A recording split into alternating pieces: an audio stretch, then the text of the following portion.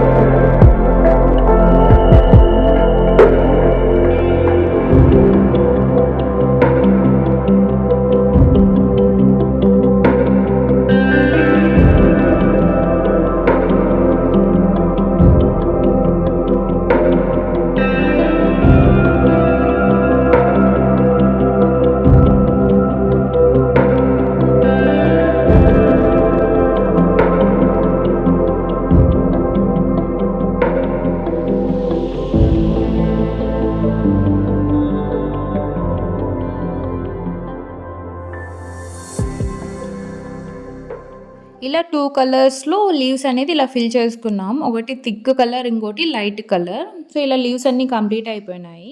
So, లీవ్స్‌కి only border pending ఉంది. Next ఇలా మనం బర్డ్స్ అండ్ ఫ్లవర్స్‌కి ఇలా ఫిల్ చేసుకున్నాం గదా! Pink colour. ఇలా ఫిల్ చేసుకున్న దానికి మనం ఏదైనా థిక్ కలర్ హైలైట్స్ ఇస్తే అప్పుడు ఆ పెయింటింగ్ అనేది మంచిగా అట్రాక్ట్ అవుతుంది. అండ్ ఇప్పుడు ఇలా ఫిల్ చేసుకున్నవన్నీ బార్డర్స్ ఇస్తే సరిపోతది. ఇంక అప్పుడు అది హైలైట్ అవుతుంది. అండ్ ఆల్సో మధ్యలో హైలైట్స్ ఇస్తే సరిపోతది. సో, నేను షార్ట్స్ అప్‌లోడ్ చేశాను. అండ్ నాతో ఉన్న వీడియోస్ కొన్ని డిలీట్ అయిపోయినాయి. సో, ఉన్న షార్ట్స్‌లోనే నేను ఎలా బార్డరింగ్ అండ్ ఎలా హైలైట్స్ ఇచ్చాననేది పెట్టేశాను.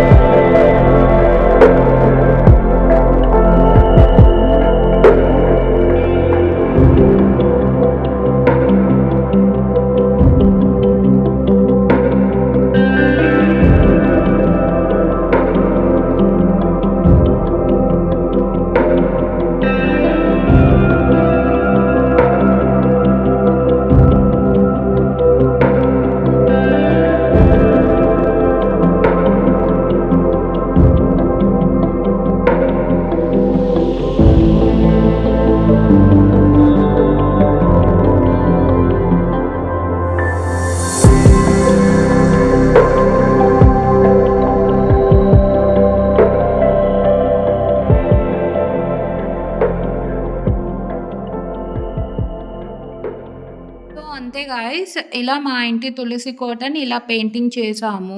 అండ్ కింద బాటమ్ అండ్ టాప్ కొన్ని బార్డర్స్ ఉన్నాయి. సో అవి ఒక్కటి చేస్తే డిజైన్ కంప్లీట్ అయిపోతుంది. ఆ వీడియో కూడా పెడతాను, ఫైనల్ వీడియో. సో ప్రెజెంట్ ఈ వీడియో ఎలా ఉందో కామెంట్ సెక్షన్లో చెప్పండి, మీకు నచ్చిందా లేదా అనేది.